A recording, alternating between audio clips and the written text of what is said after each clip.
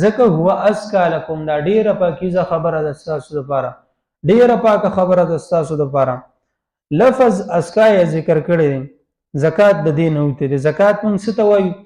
د خپل مال نه ورکول د الله تعالی په لار کې. اوس دې ته زکات ولې ویلی شي؟ زکات ورته ځکه ویلی شي چې دا د مال پاکوالی دی، دا د انسان د اعمالو پاکوالی دی، په دې باندې الله تعالی د انسان له پاکي.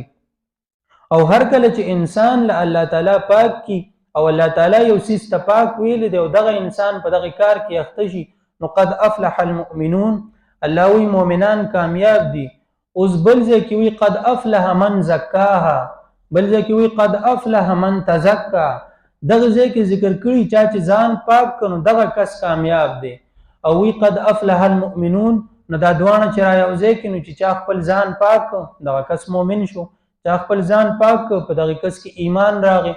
کومنګ غواړو چې زمونږ ایمان تر تازه وي، کومنګ غواړو چې زمونږ ایمان پاک وي، دا غي لپاره په قران کریم باندې عمل کول پکار دي.